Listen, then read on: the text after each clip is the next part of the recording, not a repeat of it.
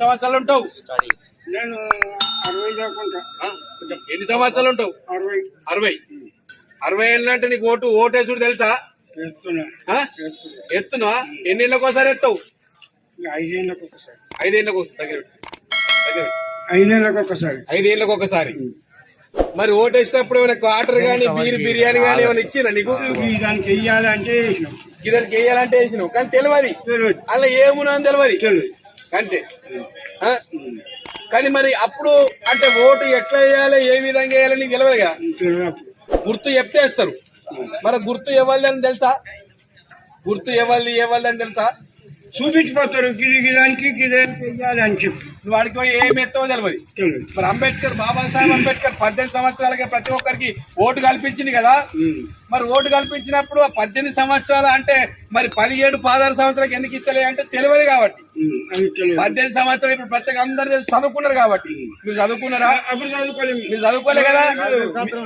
చదువులేదు, శాస్త్రం కట్టెలు వచ్చి కాలు గుంజుతున్నది. డాక్టర్ గారికి పోయి 4 గోళీలు తెచ్చుకున్నాయి. ఇవాళ చదువుకుని లేదు. దెబ్బలేసి గంభరపేట ఉన్నది. గంభరపేటలో హాస్పిటల్, పెద్ద హాస్పిటల్ అయింది, దవాఖాన ఉన్నదా? కట్టెలు తగ్గి చేరిన వారు ఏమంటే తెలియని నవ్వుతుంది. నాకేం దెబ్బలేసింది. మరి అందుకే నువ్వు ఏం చెప్తావు? నీ కష్టం ఆపేయాలి. మీ వాళ్ళు ఎవరంటే చదువుకోమని చెప్పాలి. 18 సంవత్సరాలకు ఓటు ఇచ్చిండు, అలా తెలుసు. ఏ ఓటు, ఏ గుర్తు, ఏవలు వస్తే ఏమైతుంది, రాజ్యంలో ఎట్లా బతుకుతారని తెలుసు. నీకేం తెలుసు? తెలియకని నర్మలు దోసుకుంటారు కదా. నర్మలు దోసుకుంటారు అంటే ఒకటే నీకు ఏం తెలుసు అంటే క్వార్టరు, సారా, మీరు బిర్యానీ ఇచ్చవరకు ఇచ్చిండ్రు. నాకు కడుపుండా ఒకరోజు పెట్టినట్టు. మరి 5 ఏళ్ళు ఏమైతావు?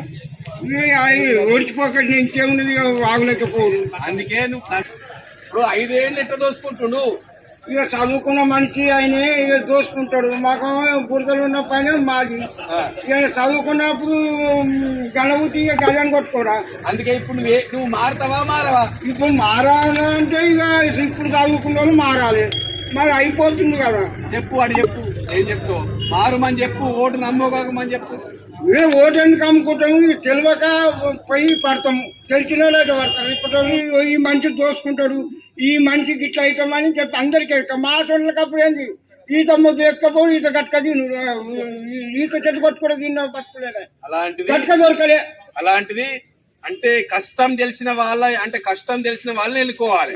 ఎవరైనా సరే, ఈ పార్టీ ఆ పార్టీ అని ఏ పార్టీ లేదు. మన నిజాయితీగా కష్టంలో మట్టి మొత్తం బుక్కి మట్టి తిని మట్టిలో పెరిగిన మాణిక్యాలను ఎన్నుకోవాలి, వాళ్ళకి వెలుగునియాలి. మనం ఎప్పుడు కూడా అడగచ్చు, ఏం తప్పు జరిగిన అడగచ్చు, నిలదీయచ్చు. నువ్వు వెళ్ళి 500 తీసుకుంటావు అనుకో, రేపు పొద్దుగా నువ్వు అడగదుగా.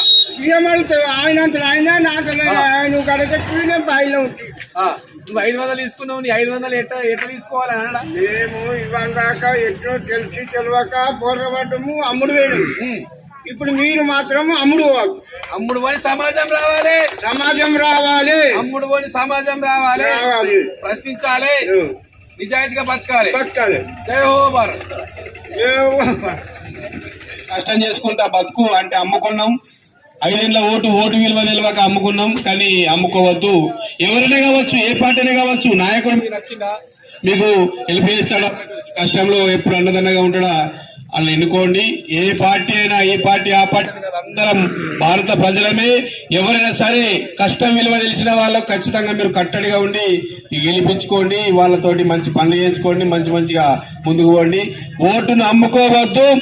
ఎలాంటి సమస్య ఉన్నా, ఈ సమస్య మాకు ఉన్నది అయ్యా, మాకు వచ్చి మీరు పని చేయండి అయ్యా, మా బతుకు మంచి బంగారం చేయండి అని మీరు అడగండి. ఇక్కడ కాకపోతే మండలం పోండి, మండలం కాకపోతే జిల్లాకి పోండి, జిల్లా కాకపోతే రాష్ట్రానికి పోండి. కానీ గెలిపించింది మీ ఒక్క ఓటే. మీరు వేసిన ఓటే అక్కడ రాసేయండు. ఆ రాజు మీకేమో ఏం చేయాలి, మీకు మీ బతుకు మార్చాలి. అలాంటి ఓటు చైతన్యం. జై హో భారత్. అందరూ బాగుండాలి. రెడ్డిపేట మండలం మల్లారెడ్డిపేట గ్రామంలో ఓటు చైతన్యం అంటే ప్రతి ఒక్కరూ ఓటుకు నోటు కాకుండా నిజాయితీగా వేయండి, సమాజాన్ని మార్చండి. అలాగే ఎవరైనా సరే రేపు కావచ్చు, ఎల్లుండి కావచ్చు, ఇంకేదైనా ఎప్పటికైనా ఇంకా 5 ఏళ్ళు కావచ్చు, 10 ఏళ్ళు కావచ్చు, మీ దగ్గరకు వచ్చి ఓటు వేయమంటే వాళ్ళు ఏంటి అని చెప్పేసి తెలుసుకొని వేయండి.